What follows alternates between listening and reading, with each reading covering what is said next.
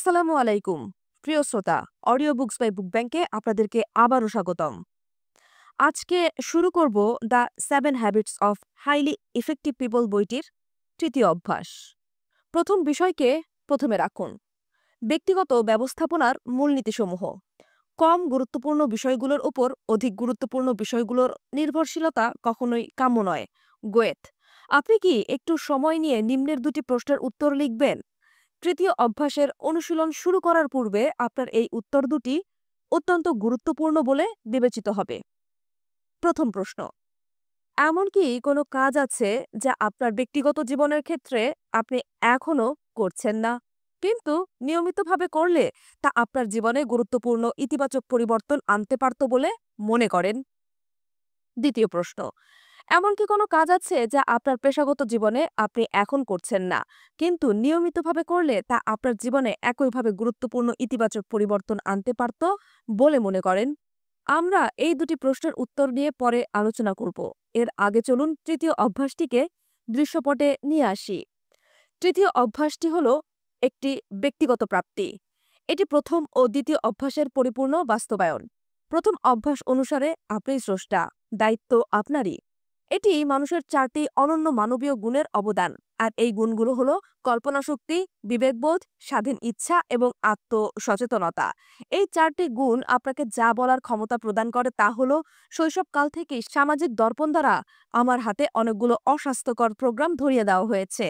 এই অকার্যকর পাণ্ডুলিপি আমার অপছন্দ, আমি এর পরিবর্তন করতে পারি।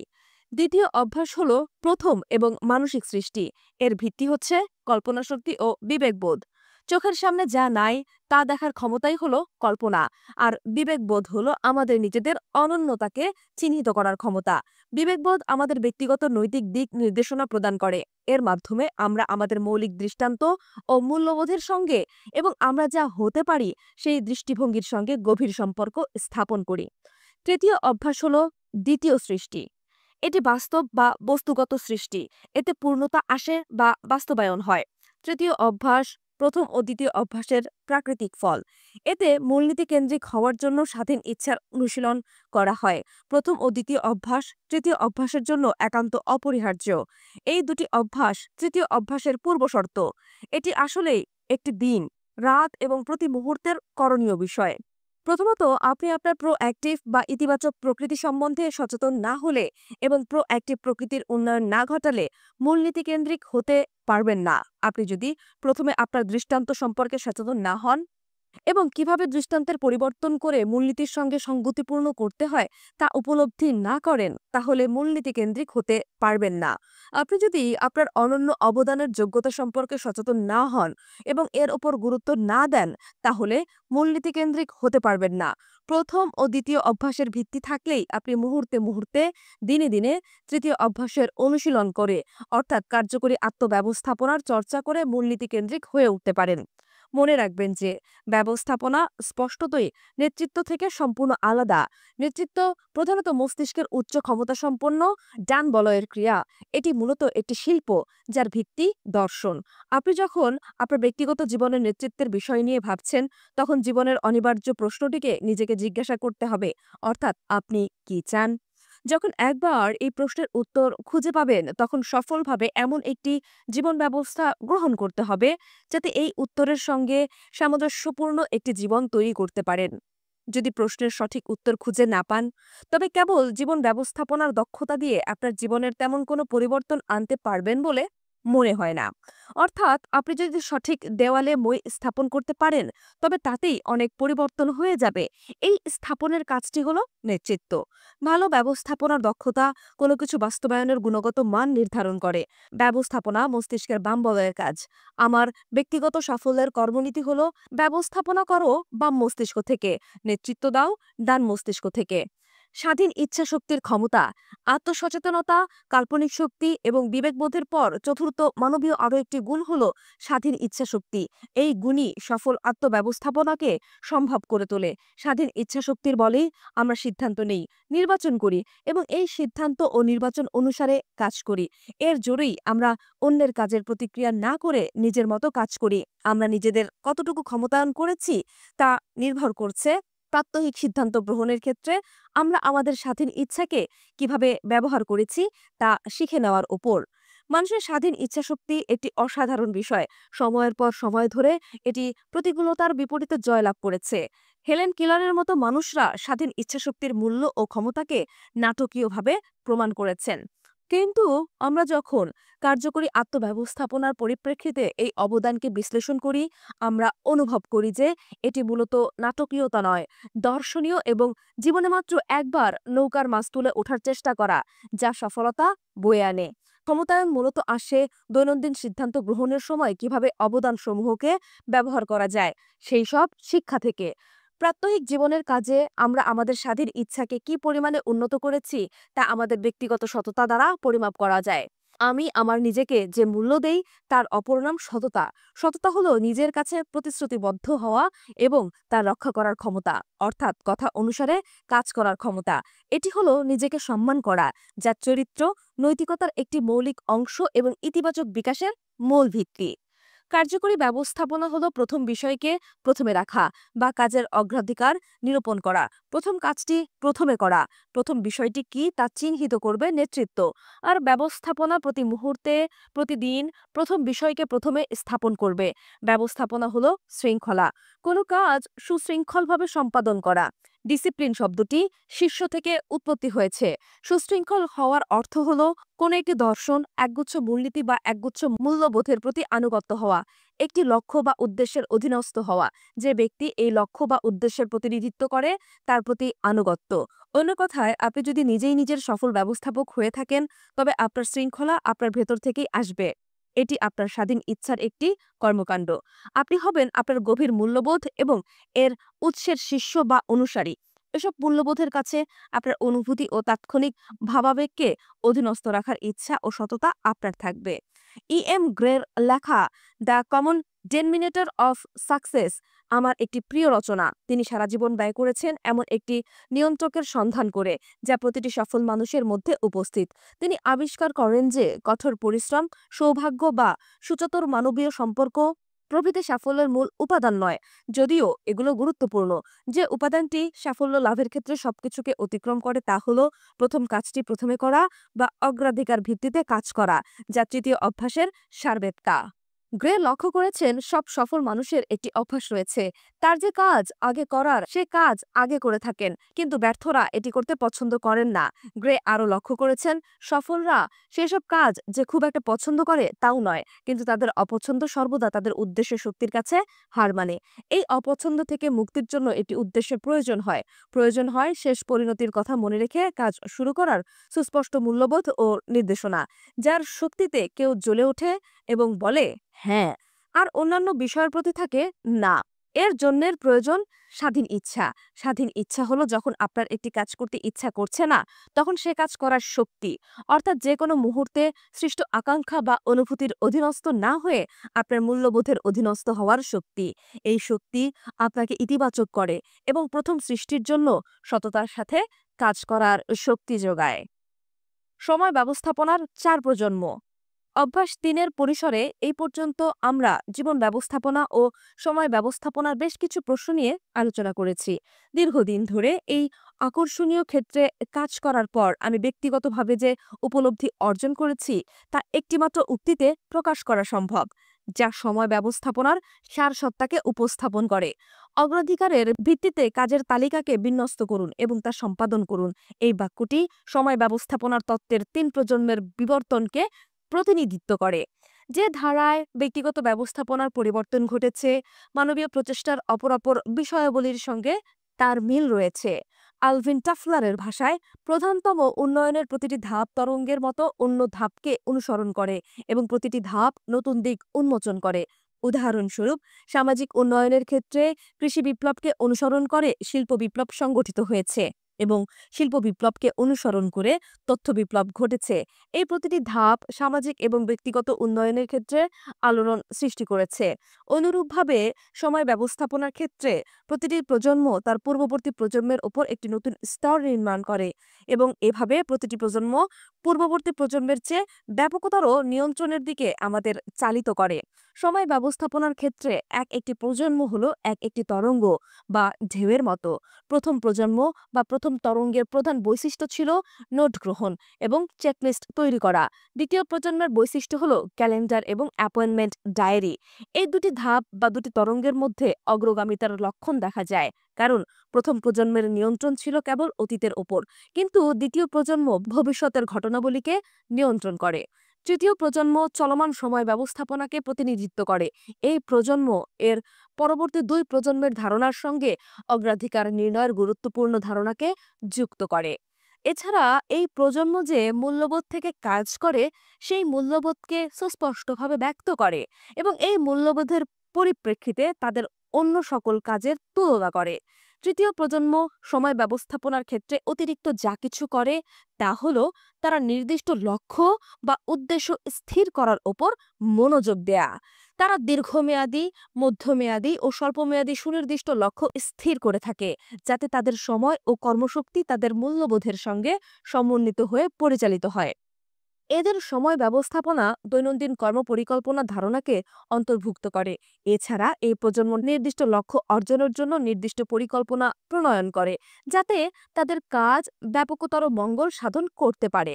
তৃতীয় প্রজন্ম সময় ব্যবস্থাপনার ক্ষেত্রে তাৎপর্যপূর্ণ অবদান রাখতে সক্ষম হওয়ার পর মানুষ উপলব্ধি করতে শুরু করে দক্ষতার সঙ্গে তৈরি করা শিডিউল বা কর্মপরিকল্পনা সময়ের উপর নিয়ন্ত্রণ আনয়ন করে, কিন্তু তা প্রায়শই সৃজনশীলতার প্রতিবন্ধক হয়ে দাঁড়ায়। সুদক্ষ কর্মপরিকল্পনা প্রত্যাশার জন্ম দেয়।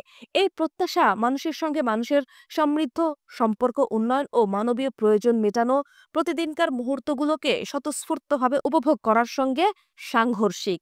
এর ফলশ্রুতিতে বহু মানুষ সময় ব্যবস্থাপনা কর্মসূচি এবং পরিকল্পনার ব্যাপারে নিরুৎসাহ বোধ করল, কারণ এদের প্রভাবে তাদের অতিমাত্রায় সময় সচেতন এবং বিধিনিষেধের সম্মুখীন হতে হচ্ছিল। এই প্রেক্ষাপটে সময় ব্যবস্থাপনার ক্ষেত্রে চতুর্থ প্রজন্মের উদ্ভব হয়। এর প্রকৃতি ভিন্ন। এরা বুঝতে পারে সময় ব্যবস্থাপনা আসলে একটি ভুল কথা। চ্যালেঞ্জটা আসলে সময় ব্যবস্থাপনার নয়, বরং আত্মব্যবস্থাপনার। সন্তুষ্টি যেমন প্রত্যাশার একটি ক্রিয়া, তেমনি উপলব্ধিরও একটি ক্রিয়া। আর প্রত্যাশা এবং সন্তুষ্টি আমাদের প্রভাব বলয়ের মধ্যে অবস্থান করে।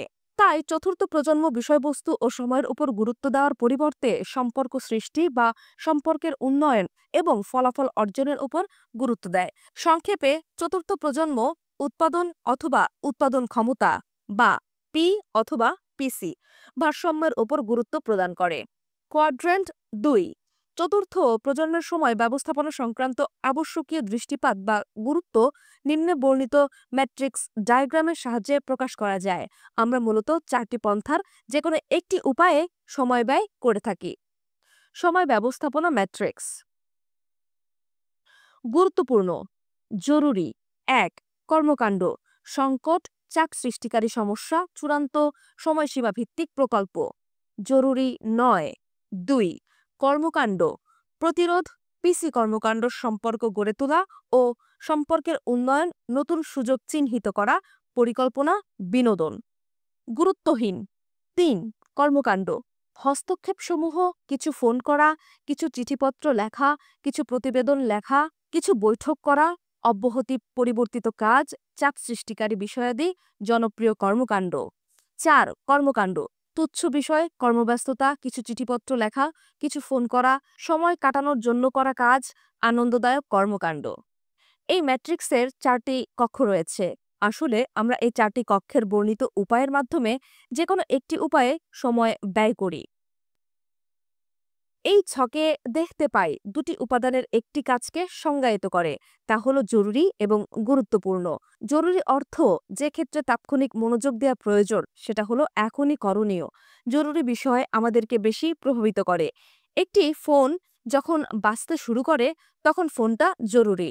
বেশিরভাগ মানুষই ফোনটা বাজতে থাকুক এই ভাবনায় দাঁড়িয়ে থাকতে পারে না। প্রায় সকলেই ফোন বাজলে ফোন ধরাকে জরুরি মনে করেন। ধরুন, আপনার কারোর সাথে একটি নির্দিষ্ট বিষয়ে আলাপ করার পরিকল্পনা করলেন। দীর্ঘদিন ধরে কাগজপত্র তৈরি করে, অ্যাপয়েন্টমেন্ট ধরে, ধোপদুরস্ত পোশাক পরিচ্ছদে সজ্জিত হয়ে তার অফিসে গেলেন, কিন্তু আপনি সেখানে থাকাকালীন সময়ে যদি আপনার ফোন বেজে ওঠে, তবে সাধারণ ক্ষেত্রে যা ঘটে তা হলো সেই ভদ্রলোকের সঙ্গে কথা বলার চেয়ে ফোনটি ধরা আপনার কাছে গুরুত্বপূর্ণ হয়ে ওঠে। আপনি যদি কাউকে ফোন করেন, তবে তিনি সাধারণত আপনাকে কথা বলেন না যে আপনি 15 মিনিট ফোনটি ধরে রাখুন, আমি কাজটি সেরে আসি। কিন্তু আপনি যখন সেই একই ব্যক্তির সাথে দেখা করতে তার অফিসে যান, তখন তিনি হয়তো আপনাকে বলেন, অনুগ্রহ করে আপনি একটু অপেক্ষা করুন, আমি আমার ফোনের আলাপগুলো সেরে আসি। জরুরি বিষয় সাধারণত দৃশ্যমান হয়ে থাকে। এসব বিষয় আমাদের উপর চাপ প্রয়োগ করে, এগুলো আমাদেরকে কাজ করতে প্রণোদিত করে। সাধারণত আমরা জরুরি কাজকেই সঠিক কাজ বলে মনে করি। এগুলো সুখকর, সহজ এবং ঠাট্টা করতে করতে করার মতো কাজ। কিন্তু আসলে জরুরি কাজগুলো সাধারণত গুরুত্বহীন কাজ হয়ে থাকে। অপরদিকে গুরুত্বপূর্ণ বিষয়গুলো ফলাফল বয়ে আনে। যখন কোনো কিছু গুরুত্বপূর্ণ হয়, তখন সেটি আপনার উদ্দেশ্য অর্জন, আপনার মূল্যবোধ, আপনার সর্বোচ্চ অগ্রাধিকারমূলক লক্ষ্য অর্জনে অবদান রাখে। জরুরি বিষয়ের প্রতি আমরা সহজেই প্রতিক্রিয়া জানাই।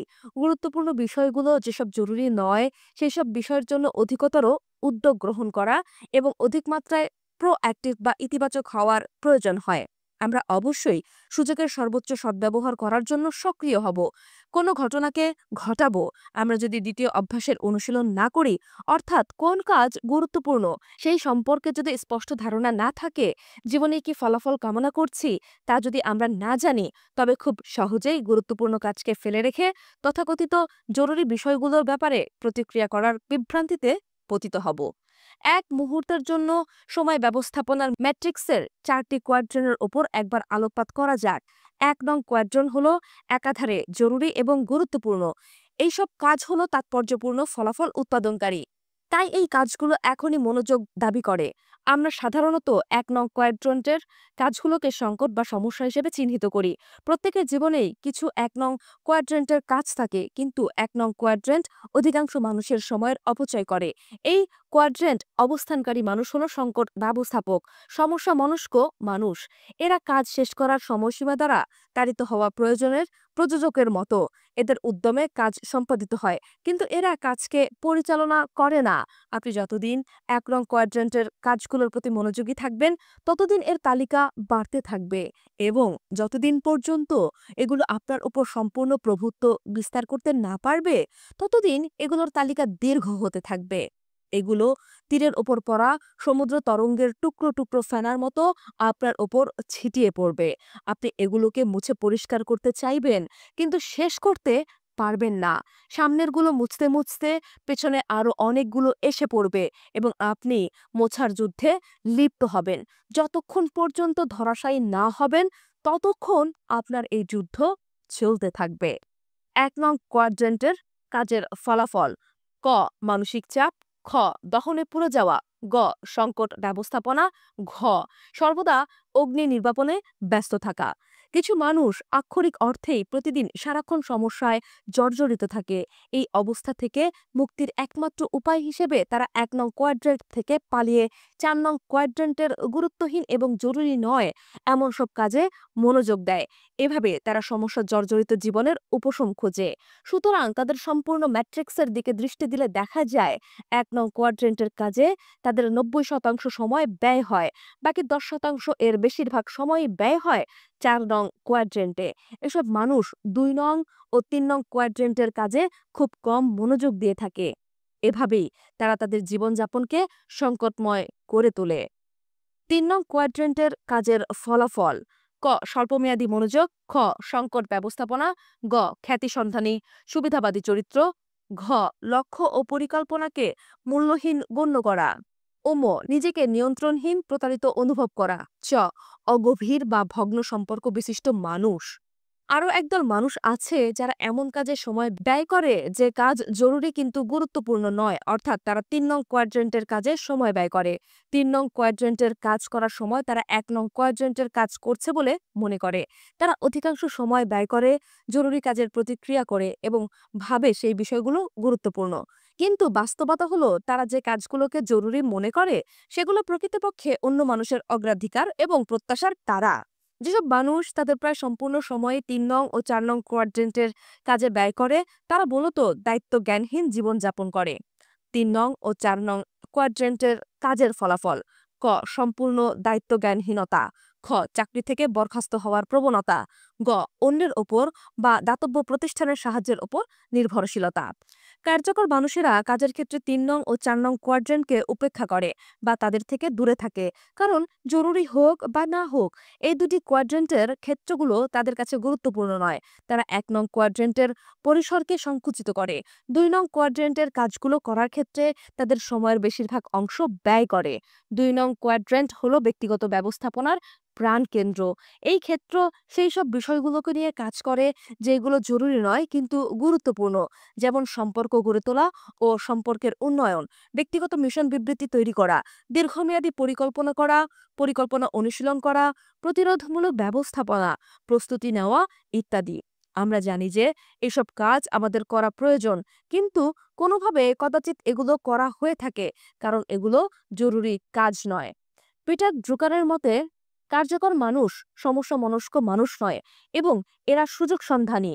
তারা সুযোগের ব্যবহার করার মাধ্যমে সমস্যাগুলোকে দুর্বল করে রাখে। তাদের চিন্তাভাবনা প্রতিরোধমূলক। সত্যিকার অর্থে তাদেরও ১ নং কোয়াড্রেন্টের সংকটগুলো থাকে এবং এমন সব জরুরি কাজ থাকে যা এখনই মনোযোগ দাবি করে, কিন্তু এরকম কাজের সংখ্যা থাকে তুলনামূলকভাবে কম। তারা গুরুত্বপূর্ণ কিন্তু জরুরি নয় এমন সব কাজের প্রতি মনোযোগ দিয়ে উৎপাদন ক্ষমতা অর্থাৎ পি এবং পিসির মধ্যে ভারসাম্যপূর্ণ অবস্থা বজায় রাখে। কারণ ২ নং কোয়াড্রেন্টের কাজগুলো হলো উদ্দেশ্য সাধনের জন্য উচ্চমাত্রায় ক্ষমতা সৃষ্টিকারী কাজ। সময় ব্যবস্থাপনা ম্যাট্রিক্সকে মাথায় রেখে এখন আপনি ভেবে দেখুন বর্তমান অধ্যায়ের প্রথম দিকের প্রশ্নগুলোর উত্তর কিভাবে দেবেন। এসব উত্তর কোন ঘরে পড়বেন? এগুলো কি গুরুত্বপূর্ণ নাকি জরুরি? আমি মনে করি এগুলো ২ নং কোয়াড্রেন্টে পড়বে। এগুলো গুরুত্বপূর্ণ হবে, গভীর গুরুত্বপূর্ণ হবে, কিন্তু জরুরি হবে না। এবং যেহেতু এই কাজগুলো জরুরি নয় সেহেতু আপনি এগুলো করেন না। এবার আপনি আবার পূর্বোক্ত দুটি প্রশ্নের প্রতি নজর দিন। প্রশ্ন দুটি ছিল এই রকম। প্রথম প্রশ্ন, এমন কি কোনো কাজ আছে যা আপনার ব্যক্তিগত জীবনের ক্ষেত্রে আপনি এখনো করছেন না, কিন্তু নিয়মিতভাবে করলে তা আপনার জীবনে গুরুত্বপূর্ণ ইতিবাচক পরিবর্তন আনতে পারত বলে মনে করেন? দ্বিতীয় প্রশ্ন, এমন কি কোনো কাজ আছে যা আপনার পেশাগত জীবনে আপনি এখন করছেন না, কিন্তু নিয়মিতভাবে করলে তা আপনার জীবনে একইভাবে গুরুত্বপূর্ণ ইতিবাচক পরিবর্তন আনতে পারত বলে মনে করছেন? ২ নং কোয়াড্রেন্ট কাজসমূহের এই ধরনের ফলাফল রয়েছে। আমরা যখন এই কোয়াড্রেন্টের কাজ করি তখন আমাদের সাফল্যের পথ প্রশস্ত হয়। ২ নং কোয়াড্রেন্ট কাজের ফলাফল: ক দূরদর্শিতা দৃষ্টিভঙ্গি, খ ভারসাম্য, গ শৃঙ্খলা, ঘ নিয়ন্ত্রণ ও ম সামান্য কিছু সংকট। আমি এই ধরনের প্রশ্ন একটি শপিং সেন্টারের ম্যানেজারদের প্রশিক্ষণ দেওয়ার সময় করেছিলাম। আপনার পেশাগত জীবনে এমন একটি কাজের কথা বলুন যে কাজটি আপনি করেননি, কিন্তু যদি করতেন তবে তা আপনার জীবনে অভাবিত ইতিবাচক ফলাফল বয়ে আনত। এই প্রশ্নের উত্তরে কোনো দ্বিমত ছাড়াই যে কথাটি তারা বলতে চেয়েছে তা হলো তাদের কর্মচারী, কর্মকর্তা, ক্রেতা, বিক্রেতা সহ সংশ্লিষ্ট সকলের সঙ্গে ব্যক্তিগত সম্পর্ক তৈরি করা। এই কাজটি তারা করেননি, যা ২ নং কোয়াড্রেন্টের কাজ। তারপর সময় বিশ্লেষণ করে দেখা গেল ম্যানেজাররা এসব কাজে মাত্র ৫% এরও কম সময় ব্যয় করেছেন। যে কাজকে তারা গুরুত্বপূর্ণ বলে মনে করেন সেই কাজে কেন এত কম সময় ব্যয় করেছেন? এই প্রশ্নের উত্তরে তারা একের পর এক সমস্যার কথা উল্লেখ করেছেন। তাদেরকে রিপোর্ট তৈরি করতে হয়, মিটিং করতে হয়, ফোন করতে হয়, ফোনের উত্তর দিতে হয়। কাজের মাঝপথে অনবরত বাধাপ্রাপ্ত হওয়া তো আছেই। এইসব কারণে তারা ব্যক্তিগত সম্পর্ক উন্নয়নের কাজগুলোকে গুরুত্বপূর্ণ জেনেও সময় দিতে পারেন না, অর্থাৎ ১ নং কোয়াড্রেন্টের কাজগুলো তাদের গ্রাস করেছিল। তারা স্বীকার করেন যে স্টোর ম্যানেজারদের সাথে তারা খুব অল্প সময় কাটাতে পারেন। যেটুকু সময় তাদের সঙ্গে কাটান তার নেতিবাচক শক্তিতে ভরপুর। চুক্তি নবায়ন করা, ভাড়া আদায় করা, যেসব বিজ্ঞাপন বা ক্রিয়াকর্ম বিক্রয় কেন্দ্রের মূলনীতি ভঙ্গ করেছে সেই সব সময় নিয়ে আলোচনা করা ইত্যাদির জন্যই তারা স্টোর ম্যানেজারদের কাছে গিয়েছেন। এদিকে স্টোর ম্যানেজাররা অস্তিত্বের সংকটে পড়েছিলেন। তারা সুনাম বা উন্নতির প্রত্যাশা করছিলেন না। তাদের চাকরির সমস্যা ছিল, খরচ বেশি হচ্ছিল, ইনভেন্টরির ক্ষেত্রে সমস্যা ছিল। এছাড়াও অন্যান্য অনেক সমস্যায় তারা জর্জরিত ছিলেন। তারা যদিও ভালো ব্যবসায়ী ছিলেন তবুও তাদের সহায়তা প্রয়োজন ছিল। তারা বিক্রয় কেন্দ্রের মালিক বা শপিং সেন্টারের ম্যানেজারদের চেহারা পর্যন্ত দেখতে চাচ্ছিলেন না। শপিং সেন্টারের ম্যানেজারদের দেখলে স্টোর ম্যানেজাররা মনে করতেন এই বুঝি আরও একটি নতুন সমস্যা তাকে মোকাবিলা করতে হবে। সুতরাং এই অবস্থা থেকে মুক্তির জন্য বিক্রয় কেন্দ্রের মালিকরা প্রোঅ্যাক্টিভ হওয়ার সিদ্ধান্ত নেন। তারা তাদের উদ্দেশ্য, মূল্যবোধ ও অগ্রাধিকার নির্ণয় করেন এবং নির্ণীত অগ্রাধিকারের ভিত্তিতে তাদের 3 ভাগের 1 ভাগ সময় তারা শপিং সেন্টার অর্থাৎ বিক্রয় কেন্দ্রের সাথে সংশ্লিষ্টদের সঙ্গে সম্পর্ক উন্নয়ন ব্যয় করার ক্ষেত্রে মনোযোগী হন। 1.5 বছর ধরে এসব প্রতিষ্ঠানকে প্রশিক্ষণের সঙ্গে সম্পৃক্ত রেখে দেখা গেল প্রায় 20% লক্ষ্য অর্জিত হয়েছে।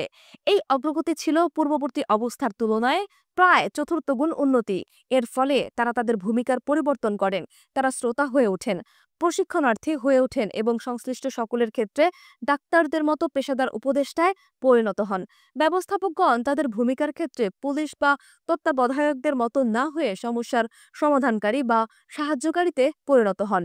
এতে নাটকীয় ফলাফল অর্জিত হয়। সময় ও পদ্ধতির পরিবর্তে সম্পর্ক ও ফলাফলের ওপর মনোযোগ দেওয়ায় সবকিছুতে স্বাচ্ছন্দ্য আসে। কর্মচারী, কর্মকর্তাবৃন্দ আনন্দিত এবং উৎসাহিত হন।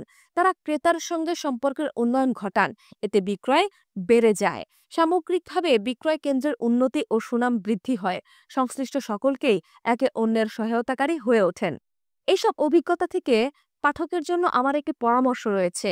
আপনি যদি বিশ্ববিদ্যালয়ের ছাত্র হন বা বৃহৎ কারখানার ক্ষুদ্র কর্মচারী হন, গৃহকর্তা হন বা ফ্যাশন ডিজাইনার হন, কোনো কোম্পানির প্রেসিডেন্ট হন, রাজনীতিবিদ হন, সংগঠনের নেতা বা কর্মী হন, আপনি প্রথমে 2 নং কোয়াড্রেন্টে আপনার জন্য কি কাজ রয়েছে তা নির্ণয় করুন। এরপর তা করার জন্য প্রোঅ্যাক্টিভ হয়ে উঠুন। আমি নিশ্চিত যে আপনার ক্ষেত্রেও উপরের ফলাফলই ঘটবে। আপনার কার্য সম্পাদনের ক্ষমতা নাটকীয়ভাবে বৃদ্ধি পাবে। আপনার সমস্যা ও সংকট নিয়ন্ত্রণযোগ্য অবস্থায় নেমে আসবে। কারণ আপনি সামনের দিকে অগ্রসর হওয়ার চিন্তা করছেন, মূল ভিত্তির উপর কাজ করছেন এবং যেসব বিষয় সংকট সৃষ্টি করে সেই সব বিষয়ের প্রতিরোধক কাজের উপর গুরুত্ব দিচ্ছেন। সময় ব্যবস্থাপনা তত্ত্বের পেশাদারি ভাষায় এই বিষয়টিকে বলা হয় প্যারেটো নীতি। প্যারেটো নীতি অনুসরণ করলে 20% কর্মতৎপরতা দ্বারা 80% ফলাফল অর্জিত হয়। না বলার জন্য কি প্রয়োজন? শুরুর দিকে আপনাকে কোয়াড্রেন্ট 3 ও 4 থেকে 2 নং কোয়াড্রেন্টের জন্য সময় বের করতে হবে। 1 নং কোয়াড্রেন্টের জরুরি এবং গুরুত্বপূর্ণ কর্মকাণ্ডগুলো আপনার পক্ষে উপেক্ষা করা সম্ভব নয়। তবে আপনি যখন 2 নং কোয়াড্রেন্টের প্রতিরোধমূলক ও প্রস্তুতিমূলক কাজে অধিক সময় ব্যয় করবেন, তখন 1 নং কোয়াড্রেন্ট সংকুচিত হয়ে আসবে। কিন্তু প্রাথমিকভাবে 3 নং ও 4 নং কোয়াড্রেন্টের জন্য সময় বের করতে হবে। 2 নং কোয়াড্রেন্টের কাজ করার জন্য আপনাকে প্রোঅ্যাক্টিভ বা সক্রিয় হতে হবে। কারণ 1 নং কোয়াড্রেন্ট ও 3 নং কোয়াড্রেন্ট আপনার উপর ক্রিয়াশীল। আপনি যদি 2 নং কোয়াড্রেন্টের অধিক অগ্রাধিকারপ্রাপ্ত গুরুত্বপূর্ণ কর্মকাণ্ডগুলোর প্রতি হ্যাঁ শব্দটি উচ্চারণ করতে চান, তবে অন্যান্য কর্মকাণ্ডগুলোর ক্ষেত্রে না বলতে হবে, যদিও সেসব কাজ কখনো কখনো আপাত দৃষ্টিতে জরুরি মনে হতে পারে। কিছুদিন আগে আমার স্ত্রীকে একটি সামাজিক সংঘের চেয়ারপারসন হিসেবে কাজ করার জন্য প্রস্তাব করা হয়। এই সময়ে সে সত্যিকার অর্থে অনেকগুলো গুরুত্বপূর্ণ বিষয় নিয়ে কাজ করছিল। তাই সে সংস্থার চেয়ারপারসনের দায়িত্ব গ্রহণ করতে চাচ্ছিল না। কিন্তু এই পদ নেওয়ার জন্য তাকে চাপ দেয়া হয়। শেষ পর্যন্ত সে সম্মতি দান করে। এরপর সে তার এক ঘনিষ্ঠ বান্ধবীকে এই কমিটিতে কাজ করার জন্য আমন্ত্রণ জানায়। বান্ধবী তার কাছ থেকে এই সংস্থা এবং এর করণীয় কাজ সম্পর্কে দীর্ঘ সময় নিয়ে সবকিছু শোনে। তারপর বলে, সান্দ্রা, তোমার কথা শুনে মনে হচ্ছে এই সংস্থার কর্মসূচি চমৎকার।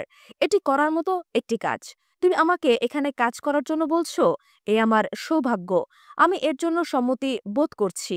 কিন্তু কিছু ব্যক্তিগত কারণে আমি সমিতিটিতে যোগ দিতে পারছি না। কিন্তু তোমার এই প্রস্তাবকে আমি অত্যন্ত সম্মানের সঙ্গে নিয়েছি, এ কথা তোমাকে বোঝাতে চাই। সান্দ্রা একটি সৌজন্যমূলক না এর পরিবর্তে অন্য যে কোনো জবাব শোনার জন্য প্রস্তুত ছিল। সে এই উচ্ছ্বসিত না থেকে একটি নতুন শিক্ষা গ্রহণ করে। সে দীর্ঘশ্বাস ছেড়ে আমার দিকে তাকিয়ে বলল, আমি যদি ওর মতো না বলতে পারতাম তাহলে ভালো হতো। এই দৃষ্টান্ত দ্বারা আমি এমন পরামর্শ দিচ্ছি না যে আপনি কোনো গুরুত্বপূর্ণ সেবামূলক কাজে অংশগ্রহণ করবেন না। এরকম কাজ নিঃসন্দেহে তাৎপর্যপূর্ণ। কিন্তু আপনাকে ঠিক করতে হবে আপনার সর্বোচ্চ অগ্রাধিকারের বিষয় কোনটি এবং সানন্দে হাসিমুখে উচ্ছ্বাসের সাথে লজ্জিত বোধ না করে অন্যান্য বিষয়ের ক্ষেত্রে না বলার সাহস রাখতে হবে। এই না বলার পেছনে আপনার মনের মধ্যে একটি বৃহত্তর হ্যাঁ অবস্থান করছে। মনে রাখবেন, ভালো হলো শ্রেষ্ঠ এর বড় শত্রু। এটা মনে রাখবেন যে আপনি সবসময়ই কিছু না কিছুকে না বলছেন। যদি আপনি আপনার জীবনের জন্য আপাতদৃষ্টিতে জরুরি বিষয়কে না বলতে না পারেন, তবে সম্ভবত এর চেয়ে অধিকতর গুরুত্বপূর্ণ কিছুকে না বলছেন। এমনকি যখন জরুরি বিষয় ভালো হয়ে ওঠে, তখন এই ভালো আপনার সবচেয়ে ভালো থেকে আপনাকে বিরত রাখে। অর্থাৎ আপনি আপনার অনন্য অবদান থেকে বিরত থাকেন। এ প্রসঙ্গে একটি ঘটনার কথা উল্লেখ করতে চাই। আমি তখন বিশ্ববিদ্যালয় সমূহের মধ্যে সম্পর্ক উন্নয়ন বিভাগের পরিচালক হিসেবে এক স্বনামধন্য বিশ্ববিদ্যালয়ে দায়িত্ব পালন করছিলাম। এই সময় অত্যন্ত প্রতিভাবান, সক্রিয়, সৃজনশীল একজন লেখককে আমার সাথে কাজ করার জন্য নিয়োগ দেই। তার চাকরি ছিল কয়েক মাসের। চাকরি কাল শেষ হওয়ার পর আমি তার অফিসে যাই এবং আমার কিছু জরুরি কাজ করে দেওয়ার জন্য তাকে বলি। কাজগুলো আমার উপর খুব চাপ সৃষ্টি করছিল। উত্তরে সে আমাকে বলে, স্টিফেন, আমি আপনার যে কোনো কাজ করে দিতে রাজি আছি, কিন্তু তার আগে আমি যে পরিস্থিতিতে রয়েছি তা আপনার সাথে শেয়ার করতে চাই। কথা বলে সে আমাকে তার দেয়ালে ঝুলানো বোর্ডের কাছে নিয়ে যায়। আমি দেখতে পেলাম সেখানে প্রায় 2 ডজন প্রকল্পের নাম লেখা রয়েছে, যে প্রকল্পগুলো নিয়ে সে কাজ করছিল।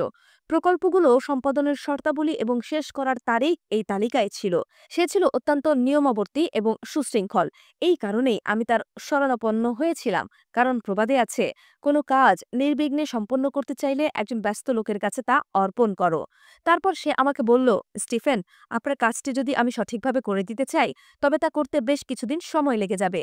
তবে তার আগে এই দেয়ালে বোর্ডের কোন প্রকল্পটিকে বিলম্বিত করে অথবা বাদ দিয়ে আপনার কাজটি করতে পারি, এই ব্যাপারে আপনি আমাকে পরামর্শ দিন। আমি তখন তার কোনো প্রকল্প স্থগিত বা বাতিল করার দায়িত্ব নিতে চাইছিলাম না।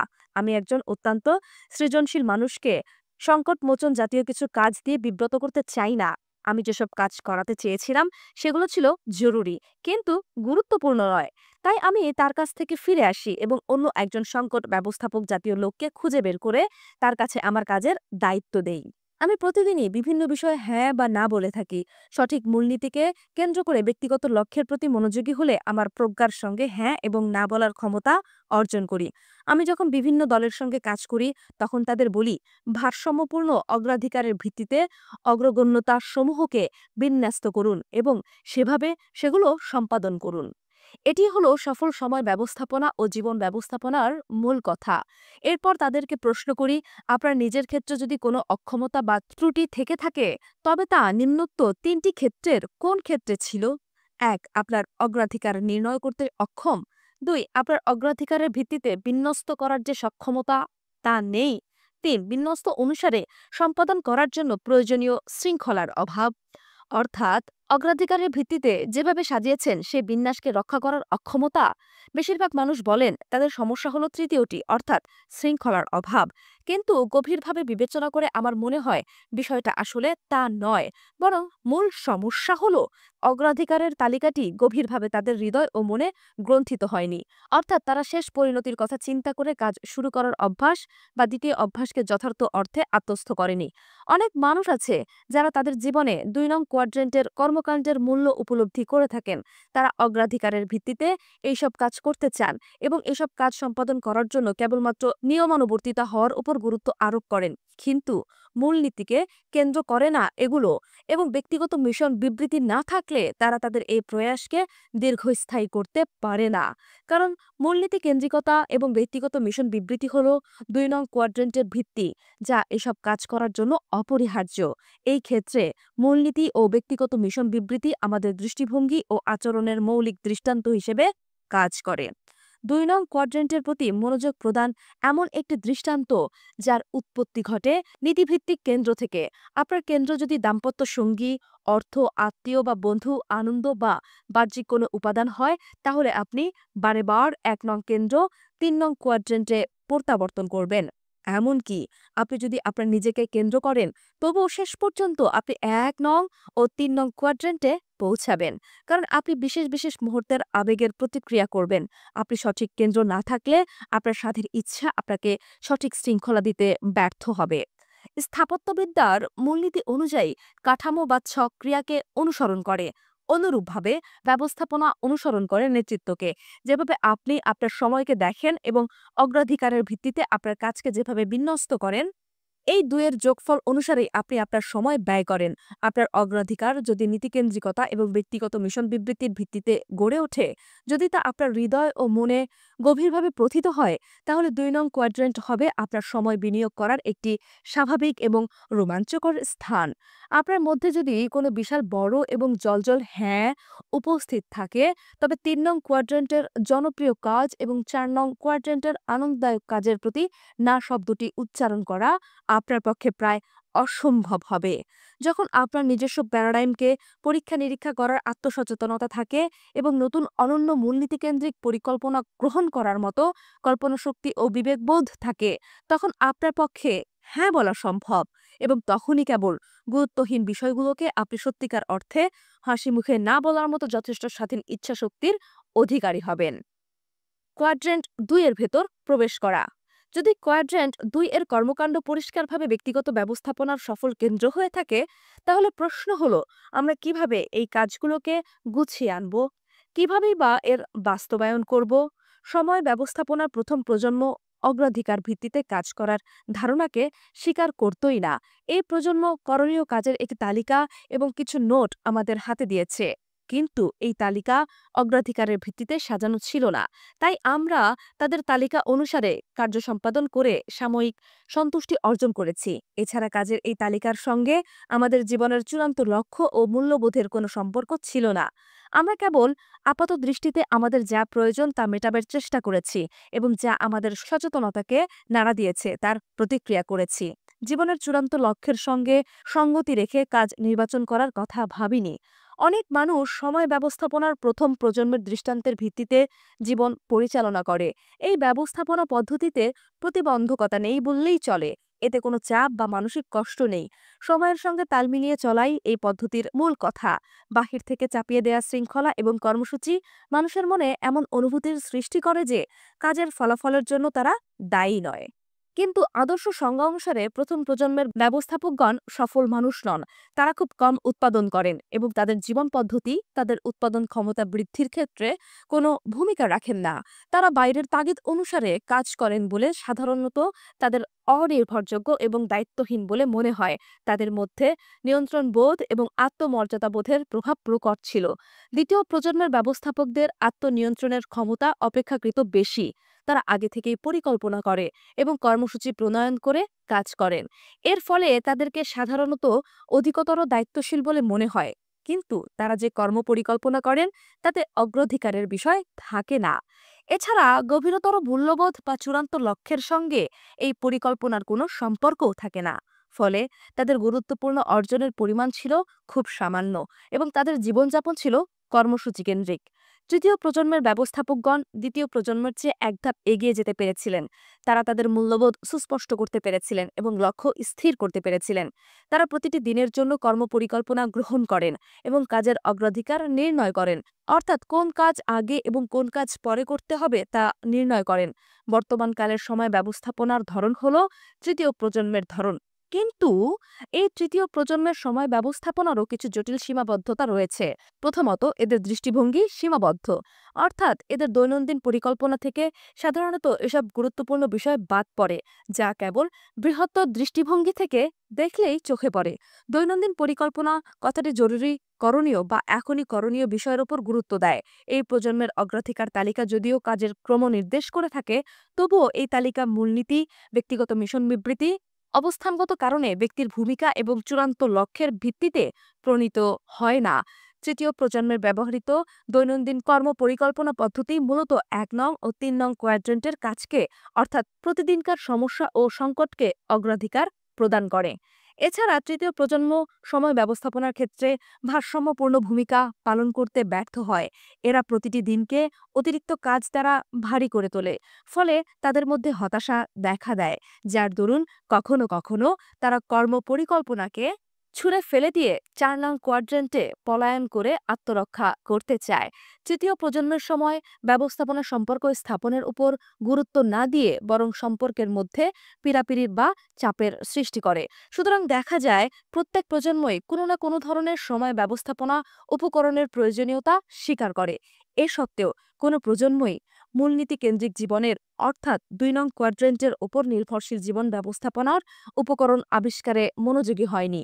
অথচ মূল কেন্দ্রনীতিক জীবন ব্যবস্থায় একজন মানুষের ক্ষমতায়ন করতে পারে। প্রথম প্রজন্মের নোট খাতা এবং আজকের করণীয় কেবল আমাদের করণীয় সমূহকে যেন ভুলে না যাই সেদিকে লক্ষ্য রাখা ছাড়া আর কিছু করে না। দ্বিতীয় প্রজন্মের অ্যাপয়েন্টমেন্ট খাতা এবং ক্যালেন্ডার কেবল আমাদের ভবিষ্যৎ প্রতিশ্রুতিসমূহ লিখে রাখার জায়গা দেয়।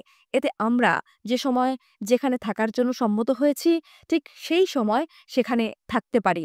তৃতীয় প্রজন্মের উপাদান হল দিন, মাস, বর্ষ, পরিকল্পনার বিশাল বিশাল ছক।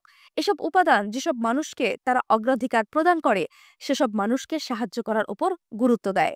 তারা ১ নং ও ৩ নং কোয়াড্রেন্টের কার্য সম্পাদনের পরিকল্পনা করে।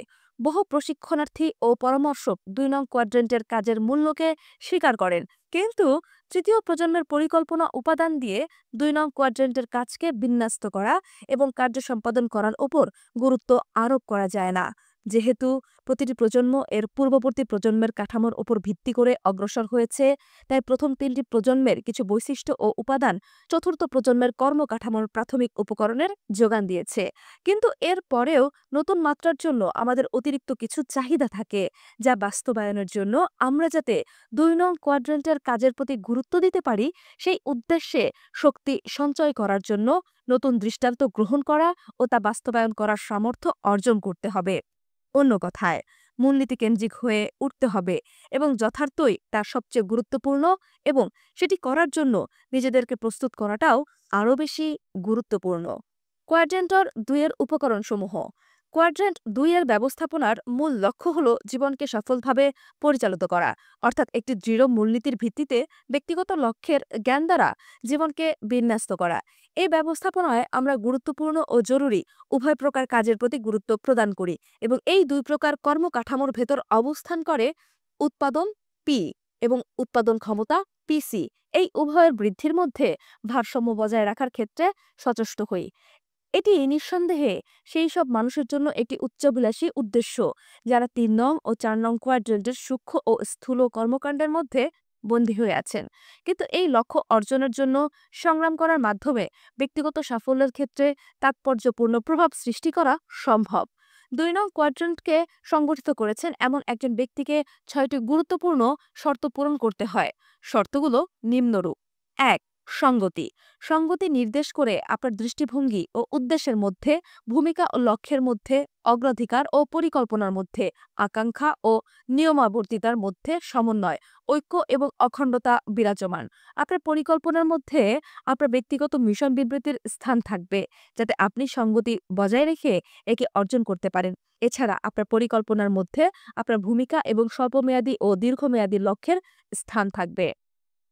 ২. ভারসাম্য।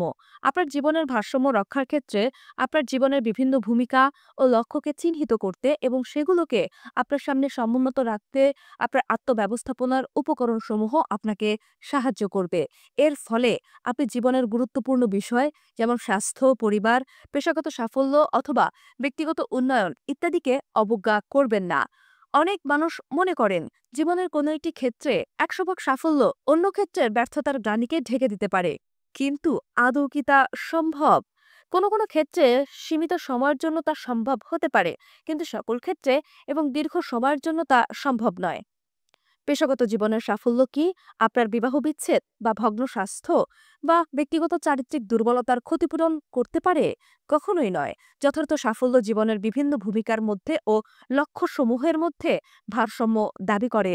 তাই আপনার সময় ব্যবস্থাপনার উপকরণ যেন এই ভারসাম্য সৃষ্টি করতে পারে এবং তা রক্ষা করতে সমর্থ হয় সেদিকে লক্ষ্য রাখা গুরুত্বপূর্ণ।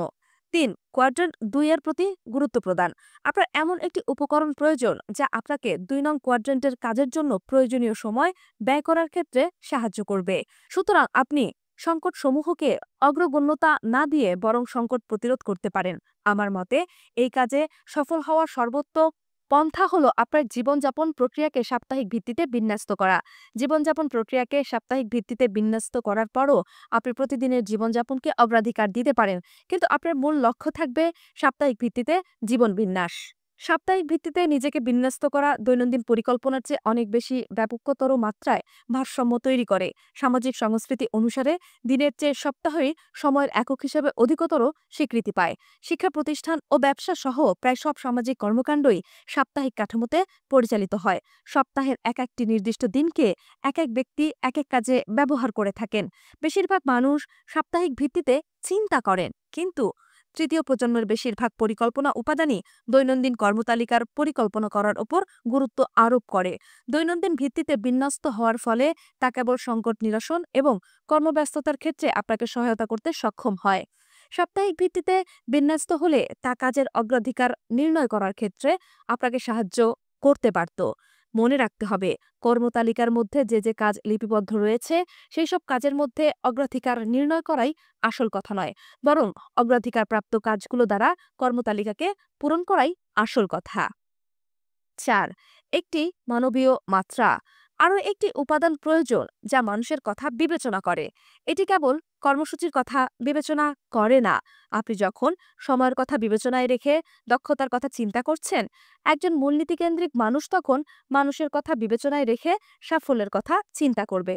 অবশ্য এমন সময়ও আসে যখন ২ নং কোয়াড্রেন্টের কাজের উপর গুরুত্ব দিয়ে মূলনীতিকেন্দ্রিক জীবনযাপন প্রণালী কর্মতালিকাকে মানুষের অধীনস্থ করার প্রয়োজন বোধ করে। আপনি যখন আপনার কর্মতালিকা অনুসরণ করতে ব্যর্থ হচ্ছেন, তখন যাতে আপনার অপরাধবোধ জাগ্রত না হয় এবং আপনার কাজের বাস্তবায়ন সম্ভব হয়, সেই মূল্যবোধের প্রতিফলন আপনার কর্মব্যবস্থাপনার উপকরণের মধ্যে থাকতে হবে। ৫. নমনীয়তা। আপনার পরিকল্পনার উপকরণকে আপনার ভৃত্য হতে হবে। সেটি কখনোই আপনার প্রভু হলে চলবে না। তাকে যেহেতু আপনার উদ্দেশ্য সাধনের উপায় হিসেবে কাজ করতে হবে, সেহেতু তাকে আপনার জীবনযাপন প্রণালী, আপনার প্রয়োজন এবং আপনার পছন্দসই পন্থা অনুসারে সজ্জিত হতে হবে। ৬. স্থানান্তর যোগ্যতা। আপনার পরিকল্পনার উপকরণসমূহকে অবশ্যই স্থানান্তরযোগ্য হতে হবে, যাতে আপনি বেশিরভাগ সময় একে আপনার সাথে বহন করতে পারেন। আপনি যখন বাসে চড়ে কোথাও যাচ্ছেন, তখন হয়তো আপনার ব্যক্তিগত মিশন বিবৃতি পুনর্বিবেচনা করার প্রয়োজন হতে পারে, অথবা আপনি ইতিমধ্যে যে নতুন পরিকল্পনা গ্রহণ করছেন তার মধ্যে একটি নতুন সুযোগের কথা বিবেচনা করতে চান। আপনার পরিকল্পনা উপকরণ যদি স্থানান্তরযোগ্য ও বহনযোগ্য হয়, তবে তা আপনি সঙ্গে নিয়ে চলতে পারেন এবং যখন খুশি এর ওপর কাজ করতে পারেন। যেহেতু কোয়াড্রেন্ট ২ হল সফল আত্মব্যবস্থাপনার কেন্দ্রবিন্দু, সেহেতু এই কোয়াড্রেন্টের কাজের প্রতি যাতে গুরুত্ব আরোপ করতে পারেন, সেজন্য আপনার সেরকম একটি উপকরণ প্রয়োজন। চতুর্থ প্রজন্মের ব্যবস্থাপনার ধারণা নিয়ে কাজ করতে চাইলে আপনাকে উপরের ৬টি শর্ত পূরণকারী উপকরণ তৈরি করতে হবে, কিন্তু সেই সাথে কিছু সংখ্যক ভালো মানের তৃতীয় প্রজন্মের উপকরণকে সহজেই গ্রহণ করা যেতে পারে, কারণ নীতিসমূহ নিরাপদ, পদ্ধতিসমূহ অথবা বিশেষ প্রয়োগসমূহ ব্যক্তিভেদে ভিন্ন ভিন্ন হতে পারে। কোয়াড্রেন্ট ২ এর একজন আত্মব্যবস্থাপক হয়ে ওঠা। যদিও এখানে আমাদের উদ্দেশ্য কার্যকর সময় ব্যবস্থাপনার প্রয়োগ নয়, বরং তত্ত্ব নিয়ে আলোচনা করা, কিন্তু আমরা যদি ব্যবহারিক ক্ষেত্রে ১ সপ্তাহের সময় ব্যবস্থাপনা কিভাবে করব তার অভিজ্ঞতা গ্রহণ করি, তবে এই তত্ত্বকে ভালোভাবে বুঝতে পারব। তাই আমরা এখানে চতুর্থ প্রজন্মের দৃষ্টিকোণ থেকে মূলনীতিকেন্দ্রিক ২ নং কোয়াড্রেন্টের কাজভিত্তিক সাপ্তাহিক সময় ব্যবস্থাপনার অভিজ্ঞতা নিয়ে আলোচনা করব। ২ নং কোয়াড্রেন্ট মূল ৪টি কাজকে অন্তর্ভুক্ত করে। এগুলো হলো ভূমিকা নির্ধারণ, লক্ষ্য নির্বাচন, কর্মসূচি প্রণয়ন এবং দৈনন্দিন অভিযোজন। ১. ভূমিকা নির্ধারণ। সাপ্তাহিক সময় ব্যবস্থাপনার প্রথম কাজ হলো আপনার মূল ভূমিকাগুলো লিপিবদ্ধ করা। আপনি আপনার জীবনে যেসব ভূমিকা পালন করেন সেই সম্পর্কে এখনও যদি গভীরভাবে চিন্তা না করে থাকেন, তবে তাৎক্ষণিকভাবে আপনার মনে যেসব চিন্তা আসে সেগুলো লিখে ফেলুন। ব্যক্তি হিসেবে আপনার ভূমিকা রয়েছে। পরিবারের একজন সদস্য হিসেবে আপনি এক বা একাধিক ভূমিকার তালিকা তৈরি করতে পারেন। আপনি হয়তো একজন স্বামী, স্ত্রী, পিতা, মাতা, পুত্র বা কন্যা। যৌথ পরিবারের একজন সদস্য হলে আপনি হয়তো কারো নাতি কিংবা নাতনি, কাকা অথবা কাকি, ভাই অথবা বোন। কর্মক্ষেত্রের যেসব ভূমিকায় আপনি নিয়মিত সময় ও শক্তি ব্যয় করতে চান, সেই সব ক্ষেত্রকে নির্ধারণ করে আপনি কর্মক্ষেত্রে আপনার ভূমিকার একটি তালিকা তৈরি করতে পারেন। সমাজসেবক হিসেবে আপনার ভূমিকা থাকতে পারে, এই জন্য আপনি ভূমিকা নির্ধারণ করতে পারেন। আপনার বাকি জীবনে আপনার কি ভূমিকা থাকবে এবং কিভাবে আপনি জীবন কাটাবেন তা নিয়ে দুশ্চিন্তা করার প্রয়োজন নেই। বরং আপনি আগামী ১ সপ্তাহের কথা ভাবুন। এই ৭ দিন আপনি কি কাজে সময় ব্যয় করবেন তার কথা লিখে ফেলুন। সাধারণভাবে একজন ব্যক্তি কিভাবে বিভিন্ন ভূমিকায় কাজ করে এর ২টি উদাহরণ নিচে উল্লেখ করা হলো। প্রথম উদাহরণ ১ ব্যক্তি হিসেবে, ২ স্বামী অথবা স্ত্রী, পিতা অথবা মাতা হিসেবে, ৩ কোনো দ্রব্য উৎপাদনের ব্যবস্থাপক হিসেবে, ৪ উৎপাদন বিষয়ক কোনো গবেষণার ব্যবস্থাপক হিসেবে, ৫ কর্মচারী উন্নয়ন ব্যবস্থাপক হিসেবে, ৬ প্রশাসনিক ব্যবস্থাপক হিসেবে, ৭ ট্রাস্টের সভাপতি হিসেবে। দ্বিতীয় উদাহরণ ১ আত্ম উন্নয়নকামী হিসেবে, ২ স্ত্রী হিসেবে, ৩ মা হিসেবে, ৪ রিয়েল এস্টেট ব্যবসায়ী হিসেবে, ৫ রবিবারে ধর্মশিক্ষার স্কুলের শিক্ষক হিসেবে, ৬ সংস্কৃতি কর্মী হিসেবে, ৭ একজন প্রকাশক হিসেবে। ২ লক্ষ্য নির্বাচন। পরবর্তী পদক্ষেপ হলো প্রতিটি ভূমিকায় আগামী ১ সপ্তাহের জন্য ১ বা ২টি প্রাপ্তি নির্ধারণ করা, যা অর্জন করা প্রয়োজন বলে আপনি মনে করেন। সেই বিষয়গুলো আপনার লক্ষ্য হিসেবে লিপিবদ্ধ করুন। লক্ষ্য রাখতে হবে যে সব লক্ষ্যের অন্তত কয়েকটি যেন ২ নং কোয়াড্রেন্টের কাজের প্রতিফলন ঘটায়। আদর্শগতভাবে এই সাপ্তাহিক লক্ষণসমূহ ইতিপূর্বে আপনার নির্বাচিত ব্যক্তিগত মিশন বিবৃতির সঙ্গে যুক্ত হয়ে দীর্ঘমেয়াদী লক্ষ্যের অংশ হিসেবে গণ্য হবে। এমনকি যদি আপনি এখনও আপনার ব্যক্তিগত মিশন বিবৃতি রচনা নাও করে থাকেন, তবে প্রতিটি ভূমিকার ক্ষেত্রে আপনি কি অর্জন করতে চান সেই সম্পর্কে একটি ধারণা করে নিতে পারেন এবং আগামী সপ্তাহের করণীয় নির্ধারণ করতে পারেন। প্রথম উদাহরণের সাপ্তাহিক ভূমিকা এবং লক্ষ্যের ছক। ব্যক্তিগত উন্নয়ন, লক্ষ্য বচনের খসড়া তৈরি করা, সেমিনারে অংশগ্রহণের জন্য রেজিস্ট্রেশন, হাসপাতালে বন্ধুকে দেখতে যাওয়া, স্বামী অথবা স্ত্রী, পিতা অথবা মাতা, নাটকের টিকিট বুকিং, ছেলের বিজ্ঞান প্রকল্প দেখতে যাওয়া, মাকে নিয়ে ডাক্তারের কাছে যাওয়া। উৎপাদক ব্যবস্থাপক, ভোক্তা জরিপ বিশ্লেষণ, নিয়োগের জন্য সাক্ষাৎকার গ্রহণ, বাজারের অবস্থা যাচাই করা। গবেষণা ব্যবস্থাপক, বিগত নিরীক্ষার ফলাফল বিশ্লেষণ, ২টি গবেষণা প্রতিষ্ঠানের সঙ্গে নেটওয়ার্ক তৈরি করা, জরুরি কিছু সমস্যার সমাধান করা। স্টাফ উন্নয়ন ব্যবস্থাপক, প্রশাসনিক কর্মকর্তার সঙ্গে তার দায়িত্ব পর্যালোচনা, সহকারী ব্যবস্থাপকের সঙ্গে দেখা করা। প্রশাসন ব্যবস্থাপক, এই মাসের প্রতিবেদন সমাপ্ত করা, বেতন পর্যালোচনা প্রতিবেদন প্রণয়ন। ট্রাস্টের সভাপতি, মাসিক সভার আলোচ্যসূচি পর্যালোচনা, দাতা সংস্থা সভাপতির সঙ্গে দেখা করা, পরবর্তী বর্ষ পরিকল্পনা প্রণয়ন শুরু করা। ৩ কর্মসূচি প্রণয়ন। এখন আপনি নির্ধারিত লক্ষ্যসমূহের কথা মনে রেখে আগামী সপ্তাহের কর্মপরিকল্পনা প্রণয়ন করুন, যাতে এসব লক্ষ্য অর্জন করতে পারেন। উদাহরণস্বরূপ, আপনার লক্ষ্য যদি হয় আপনার ব্যক্তিগত মিশন বিবৃতির প্রথম খসড়া প্রস্তুত করা, তাহলে আপনি রবিবারে ২ ঘন্টা সময়ের একটি খণ্ড আলাদাভাবে সরিয়ে রাখতে পারেন এই বিষয়ে কাজ করার জন্য। রবিবার অথবা যে কোনো সাপ্তাহিক ছুটির দিন আপনার কোনো ব্যক্তিগত উন্নয়নমূলক কর্মপরিকল্পনার জন্য আদর্শ সময়। সাপ্তাহিক সুশৃঙ্খলাকরণ ও অন্তর্ভুক্ত হতে পারে উৎসাহ খোঁজা, মূলনীতি ও মূল্যবোধের প্রেক্ষিতে আপনার নিজের দিকে তাকানো তথা পিছনে ফিরে তাকানোর জন্য এটি ভালো সময়। আত্ম উন্নয়নকামের ভূমিকায় হয়তো আপনি আপনার শারীরিক সুস্থতার জন্য ওজন কমাতে চান, এর জন্য ব্যায়াম করা প্রয়োজন। ঠিক করে নিন প্রতিদিন কতক্ষণ সময় দেবেন, ধরুন ১৫ মিনিট।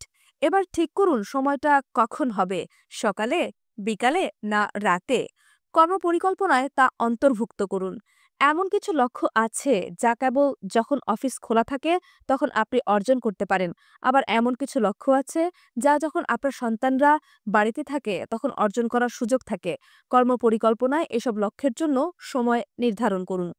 এভাবে বলুন, দৈনন্দিন কর্মতালিকা প্রস্তুত করার চেয়ে সাপ্তাহিক কর্মপরিকল্পনা করায় আপনি কোনো সুবিধা দেখছেন কিনা। ভূমিকা এবং নির্দিষ্ট লক্ষ্য নির্ধারণ করার পর আপনি এক একটি লক্ষ্যকে সপ্তাহের নির্দিষ্ট এক একটি দিনে স্থানান্তরিত করতে পারেন। এই লক্ষ্যটিকে সেই দিনের অগ্রাধিকারপ্রাপ্ত একটি বিষয় হিসেবে দেখতে পারেন অথবা একটি নির্দিষ্ট অ্যাপয়েন্টমেন্ট হিসেবেও বিবেচনা করতে পারেন। আপনি যদি বাৎসরিক বা মাসিক কর্মপরিকল্পনা ছক ব্যবহার করে থাকেন, তবে সেটাও আবার পরীক্ষা করে দেখতে পারেন এবং ইতিপূর্বে যেসব অ্যাপয়েন্টমেন্ট করেছেন সেগুলোকে আপনার লক্ষ্যের প্রেক্ষিতে যাচাই করে দেখতে পারেন। এই যাচাই বাছাইয়ের মাধ্যমে আপনার কর্মসূচিকে পুনর্বিন্যস্ত করতে পারেন। দরকারি কর্মসূচি রেখে কোনোটিকে বাতিলও করে দিতে পারেন। পরবর্তীতে যখন পূর্ববর্তী সাপ্তাহিক কর্মসূচিটি পাঠ করবেন, তখন আবিষ্কার করবেন কিভাবে ১৯টি সবচেয়ে গুরুত্বপূর্ণ কোয়াড্র্যান্ট ২ সংশ্লিষ্ট লক্ষ্যকে নির্দিষ্ট পরিকল্পনায় রূপান্তরিত করা হয়েছে। সেই সাথে করাতে শান দেয়া লেখা চিহ্নিত লেবেলটি লক্ষ্য করুন, যা কোয়াড্রেন্ট ২ কার্যসমূহ যেমন ৪টি মানবিক মাত্রার প্রতিটিকে নবায়ন করার স্থান দিয়েছে এবং এগুলো অভ্যাস ৭-এর অধ্যায়ে বিস্তারিত আলোচনা করা হবে। এমনকি সপ্তাহের মধ্যে ১৯টি গুরুত্বপূর্ণ লক্ষ্যমাত্রা পূরণের লক্ষ্যে সময় বরাদ্দ রাখার পরও দেখুন উক্ত শীটের মধ্যে সূচিহীন কি পরিমাণ ফাঁকা জায়গা রয়ে গেছে, যা অগ্রাধিকার ভিত্তিতে কাজ করার ব্যাপারে আপনাকে শক্তিশালী করার পাশাপাশি এমন স্বাধীনতা ও নমনীয়তা প্রদান করবে যাতে করে আপনার অপ্রত্যাশিত ঘটনা মোকাবিলা করতে পারেন। প্রয়োজনে আপনার কর্মসূচি পরিবর্তন করতে পারেন, অন্যদের সাথে সম্পর্ক উন্নয়ন করতে পারেন এবং স্বতঃস্ফূর্ত অভিজ্ঞতাগুলোকে উপভোগ করতে পারেন। এমন ধারণা নিয়ে আপনি ইতিবাচকভাবে আপনার পুরো সপ্তাহকে আপনার জীবনের প্রতিটি ক্ষেত্রের প্রধান প্রধান লক্ষ্য অর্জনের জন্য সুবিন্যস্ত করেছেন। ৪. দৈনন্দিন অভিযোজন। কোয়াড্রেন্ট ২ এর কাজকে সাপ্তাহিক ভিত্তিতে বিন্যস্ত করার পর নতুনভাবে দৈনন্দিন কর্মতালিকার আর তেমন কিছু থাকে না। দৈনন্দিন তালিকা অনেকটাই দৈনন্দিন অভিযোজনে রূপ নেয়, অর্থাৎ কোন কাজকে অগ্রাধিকার দিবেন, অপ্রত্যাশিত ঘটনা বা অভিজ্ঞতার ক্ষেত্রে কিভাবে অর্থপূর্ণ উপায়ে প্রতিক্রিয়া জানাবেন, তাই হয়ে ওঠে দৈনন্দিন পরিকল্পনার বিষয়বস্তু। প্রতিদিন সকালে কয়েক মিনিট সময় নিয়ে কর্মসূচি পর্যালোচনা করুন। এই পর্যালোচনা আপনাকে মূল্যবোধ নির্ভর সিদ্ধান্ত গ্রহণে সহায়তা করবে। যেই মূল্যবোধের কথা স্মরণ রেখে আপনি সাপ্তাহিক কর্মসূচি প্রণয়ন করেছিলেন, এই পর্যালোচনা সেই মূল্যবোধের কথা স্মরণ করিয়ে দেবে। আপনি যখন একটি লক্ষ্যকে অবলোকন করবেন, তখন অগ্রাধিকার প্রদানের কাজটি সহজভাবে ঘটে যাবে। আপনার মধ্যে যে ভারসাম্যবোধ রয়েছে, সেই বোধ থেকেই তা উদ্ভূত হবে। আপনার ভূমিকা ও লক্ষ্য আপনার অগ্রাধিকারপ্রাপ্ত কাজগুলোকে কর্মসূচির মধ্যে অগ্রাধিকার প্রদান করবে। এই অগ্রাধিকার নির্ণয়ের বেশিরভাগই হলো মস্তিষ্কের ডান বলয়ের কাজ, যা স্বাভাবিক নিয়মে আপনার ব্যক্তিগত মিশন বিবৃতি থেকে উদ্ভূত হয়। এরপরও আপনার মনে হতে পারে তৃতীয় প্রজন্মের সময় ব্যবস্থাপনার অনুসারে কর্মতালিকায় ১, ২, ৩ বা ABC ক্রমানুসারে দৈনন্দিন কাজকে বিন্যস্ত করা হলে বেশি সুশৃঙ্খল হতো। কিন্তু আপনার দ্বারা অগ্রাধিকার প্রাপ্ত হিসেবে বিন্যস্ত কাজগুলো গুরুত্বপূর্ণ নাকি গুরুত্বহীন তা নিয়ে বিতর্ক করা অপ্রয়োজনীয়, কারণ অগ্রাধিকার প্রাপ্ত কাজগুলো হলো গুরুত্বপূর্ণ কাজের একটি ধারাবাহিকতা। এর মধ্যে কিছু কাজ অন্য কিছু কাজের চেয়ে গুরুত্বপূর্ণ, বাকিগুলো হয়তো অন্যগুলোর তুলনায় কম গুরুত্বপূর্ণ। সাপ্তাহিক কর্মপরিকল্পনা অধিকতর গুরুত্বপূর্ণ দৈনন্দিন কাজগুলোকে চিহ্নিত করার ক্ষেত্রে সহায়তা করবে। সাপ্তাহিক বিন্যাসের প্রেক্ষাপটে তৃতীয় প্রজন্মের অগ্রগণ্যতা প্রতিদিনকার বিন্যাসের ওপর নির্দেশনা প্রদান করে। আমার নিজের জীবনে মূলনীতি কেন্দ্রিক কোয়াড্রেন্ট ২ এর কর্মসূচি বিন্যাসের অভিজ্ঞতা থেকে আমি প্রভূত শক্তি অর্জন করেছি। এছাড়া বহু শত মানুষের জীবনে এই শক্তি প্রতিস্থাপিত করার অভিজ্ঞতাও আমার রয়েছে। এই থেকে আমি দেখেছি যে কোনো ব্যক্তি মূলনীতি কেন্দ্র করে কোয়াড্রেন্ট ২ এর কাজকে অগ্রাধিকার দিয়ে কর্ম পরিকল্পনা করলে তার সেই ব্যক্তির জীবনে ভিন্নতা আনয়ন করবে। এই ভিন্নতা হলো ইতিবাচক মৌলিক ভিন্নতা। আপনার সাপ্তাহিক কর্মপরিকল্পনার লক্ষ্যসমূহ যত বেশি পূর্ণাঙ্গ হবে, ততই তা আপনার সঠিক মূলনীতি এবং ব্যক্তিগত লক্ষ্য নির্বাচনের সঙ্গে সঙ্গতিপূর্ণ হয়ে উঠবে। আপনার সাফল্যের মাত্রাও তত বৃদ্ধি পাবে। সাপ্তাহিক কর্মপরিকল্পনার সাথে বাস করা। আরও একবার কম্পিউটার মেটাফোরের উদ্ধৃতিতে ফিরে যাচ্ছি। প্রথম অভ্যাস যদি বলে আপনি একজন প্রোগ্রামার এবং দ্বিতীয় অভ্যাস বলে প্রোগ্রামটি লিখে ফেলুন, তবে তৃতীয় অভ্যাস বলবে প্রোগ্রামটি চালু করুন। প্রোগ্রামের মধ্যে বাস করুন। প্রোগ্রামের মধ্যে বাস করা মুখ্যত আমাদের স্বাধীন ইচ্ছা, আত্মশৃঙ্খলা, বিশুদ্ধতা ও প্রতিশ্রুতিশীলতার কাজ। তা স্বল্পমেয়াদী লক্ষ্য বা কর্মতালিকা অথবা কোনো বিশেষ মুহূর্তের আবেগ নয়, বরং সঠিক নিয়মাবর্তিতা ও গভীরতম মূল্যবোধের প্রতিফলন। তৃতীয় অভ্যাস আমাদের লক্ষ্যকে, আমাদের কর্মসূচিকে এবং আমাদের জীবনকে অর্থপূর্ণ করে তোলে। আপনি যখন আপনার সপ্তাহের দিনগুলো অতিক্রম করবেন, তখন নিঃসন্দেহে আপনার সততা পরীক্ষার সম্মুখীন হবে। অর্থাৎ আপনি যদি ৩ নং কোয়াড্রেন্টের কাজ করেন অথবা ৪ নং কোয়াড্রেন্টের আনন্দদায়ক কাজের মধ্যে পলায়ন করে থাকতে চান, তবে তা আপনার ২ নং কোয়াড্রেন্টের পরিকল্পিত গুরুত্বপূর্ণ কাজের জন্য হুমকি স্বরূপ হবে। কিন্তু আপনি যদি সাপ্তাহিক কর্মপরিকল্পনা অনুসারে জীবন নির্বাহ করেন, তবে নিঃসন্দেহে এমন সময় আসবে যখন আপনার জীবন একটি নির্দিষ্ট রেখার উপর দাঁড়াবে। আপনার মূলনীতি নির্ভরতা, আত্মসচেতনতা ও বিবেকবোধ আপনাকে অত্যন্ত উচ্চমাত্রার অন্তর্নিহিত নিশ্চয়তা, নির্দেশনা এবং প্রজ্ঞা প্রদান করবে। এর দ্বারা আপনি নিজেকে ক্ষমতায়ন করতে এবং স্বাধীন ইচ্ছাকে ব্যবহার করতে সক্ষম হবেন। ফলে যে কাজ আপনার জন্য যথার্থই গুরুত্বপূর্ণ সে কাজ করার এবং অখণ্ডতা বজায় রাখার শক্তি সঞ্চয় করতে পারবেন। কিন্তু আপনি যেহেতু সর্বজ্ঞ নন, সেহেতু কোন কাজটা আসলে গুরুত্বপূর্ণ তা আপনি সবসময় আগে থেকে জানতে পারবেন না। যত সতর্কতার সাথেই আপনি সপ্তাহ যাপনের পরিকল্পনা করুন না কেন, এমন সময় আসতে পারে যখন আপনার কর্মসূচিকে উচ্চতর কোনো মূল্যবোধের অধীনস্থ করতে হবে। কারণ আপনি মূলনীতি কেন্দ্রিক। আপনি অন্তর্নিহিত প্রশান্তির কথা বিবেচনা করে উচ্চতর মূল্যকে গুরুত্ব দেওয়ার জন্য যে কোনো কর্মপরিকল্পনাকে পরিবর্তিত করতে পারেন। একটা দৃষ্টান্ত দেওয়া যাক। একসময় আমার ছেলে অত্যন্ত মনোযোগের সঙ্গে কর্মসূচি অনুসরণ করে দক্ষতা অর্জন করতে চাচ্ছিল। একদিন তার কর্মসূচিতে খুবই আঁটসাঁট অবস্থার সৃষ্টি হয়। প্রতি মিনিট সে ব্যস্ততার সঙ্গে অতিবাহিত করছিল। তার কর্মসূচিতে সেদিন লাইব্রেরি থেকে বই ইস্যু করা, তার গাড়ি ধোয়া, মেয়ে বন্ধু ক্যারলকে গাড়িতে করে অফিসে পৌঁছে দেয়া ইত্যাদি সহ অন্যান্য অনেক কাজ ছিল। সব কাজই কর্মসূচি অনুসারে চলছিল। কিন্তু সমস্যার সৃষ্টি হলো ক্যারলকে অফিসে পৌঁছে দেওয়া নিয়ে। আমার ছেলে এবং ক্যারলের সম্পর্ক ছিল দীর্ঘদিনের, কিন্তু শেষ পর্যন্ত তার সিদ্ধান্ত ছিল এই সম্পর্ক আর ধরে রাখা যাবে না। তাই দক্ষতার মডেল অনুসরণ করে সেই ক্যারলকে অফিসে পৌঁছে দেওয়ার পরিকল্পনা বাতিল করে এবং ক্যারলের সাথে ১০ থেকে ১৫ মিনিট টেলিফোনে কথা বলে তার সিদ্ধান্ত জানিয়ে দেবে বলে সিদ্ধান্ত নেয়। কিন্তু এই সিদ্ধান্ত ক্যারলের জন্য ছিল মর্মান্তিক। গভীরভাবে কথা বলার জন্য ১.৫ ঘন্টা পরে আমার ছেলেকে আবার ক্যারলের সঙ্গে দেখা করতে হয় এবং সেখানে অন্তত ২ ঘন্টা সময় কাটাতে হয়। একবার দেখা করাই তার জন্য যথেষ্ট ছিল না, একাধিকবার দেখা করতে হয়। দুজনের জন্যই অবস্থাটি ছিল অত্যন্ত হতাশাব্যঞ্জক এবং এর জন্য তাদের অনেক সময় দিতে হয়েছিল। বস্তুত দক্ষতা দিয়ে মানবীয় সম্পর্কের সমস্যা সমাধান করা যায় না।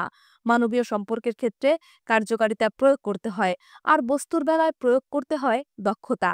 আমার সঙ্গে একমত নয় অথবা আমার বিরোধিতা করছে এমন ব্যক্তির কাছে আমি দক্ষতা প্রদর্শনের চেষ্টা করেছি, কিন্তু এতে কোনো কাজ হয়নি।